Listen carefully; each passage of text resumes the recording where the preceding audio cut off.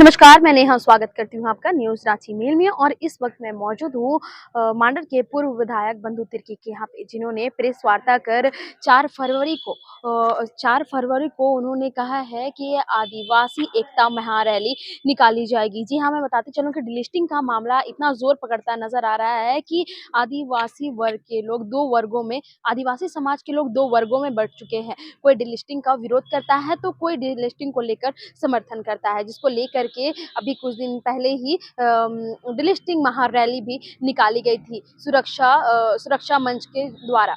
लेकिन वहीं बता दूं कि दूसरी ओर आदिवासियों का भी कहना है, जिन्होंने धर्म परिवर्तन किया है, उन उन उनके द्वारा जो है उनको आरक्षण मिल रहा है, और लोग जो है वो आरक्षण नहीं मिल रहा है, जिसकी वजह से वो कहीं ना कहीं पीछे रह गए हैं।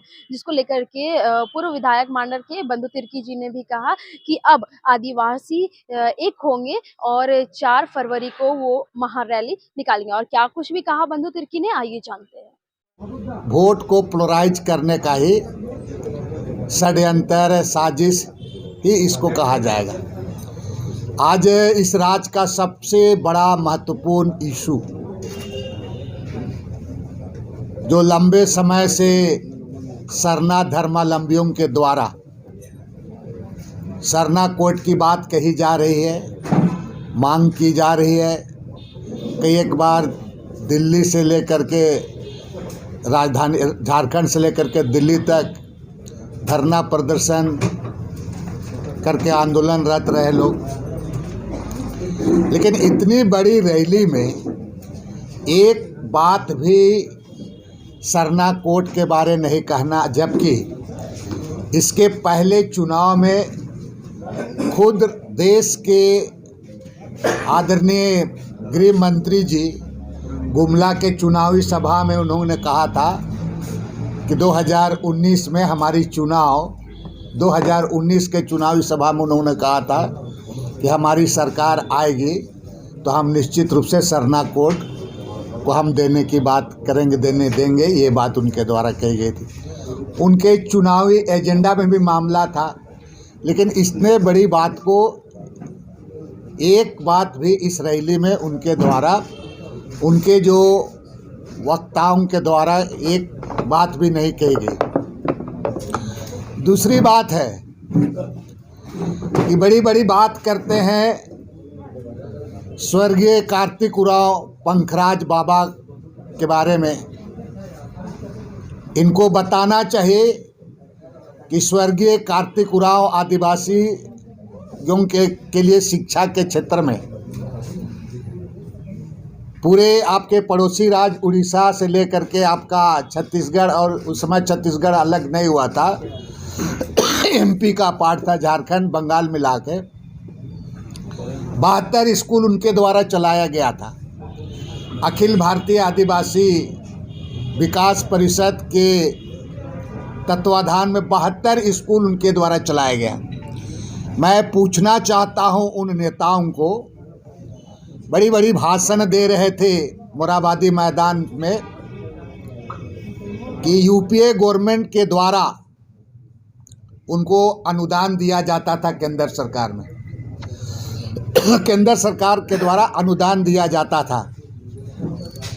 अटल बिहारी वाजपेयी के सरकार में बंद कराया गया या नहीं, इसका जब उनको बताना चाहिए कि ये 72 स्कूल क्यों बंद हुए। ये 72 स्कूल उनके द्वारा क्यों बंद किया गया। आज कार्तिक उरांव जी के नाम पर वोट को पोलराइज करने के लिए जिस तरह से आपकी उनका बात किया जाता है, ये जो प्रदेश है इस प्रदेश में गोडसे और सावरकर का विचारधारा नहीं चलेगा। इस प्रदेश में जमीन बचाने वालों का चलेगा।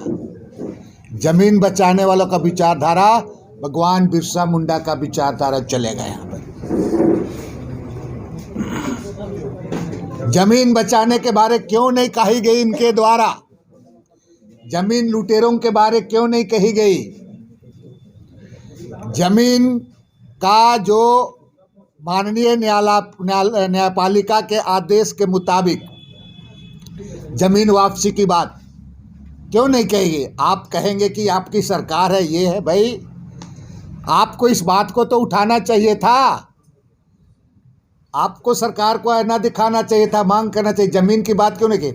आपको मालूम होगा, मैं अपने प्रदेश कांग्रेस के कार्यालय में मैंने पूरे दस्तावेज के साथ पूरा 25 से 30 जमीन लुटेरों का नाम आपको दिया था और आइडेंटिफाइड करके कि ये सारे लोग भाजपा से रिलेटेड हैं।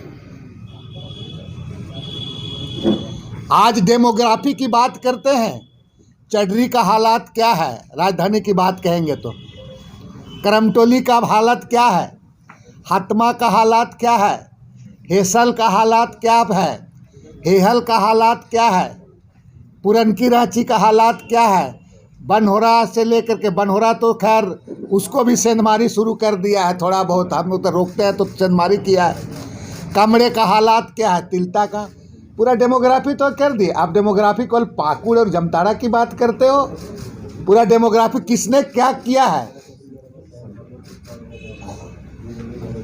ना शिक्षा के बारे वहाँ से बोला गया, ना ही वहाँ पर आपका बाकी चीज़। आज तो इनकी सरकार केंद्र में है। क्रिसमस के जस्ट एक दिन पहले या क्रिसमस के दिन में ये मोराबादी में आयोजित किया गया और डीलिस्टिंग की बात रखी गई।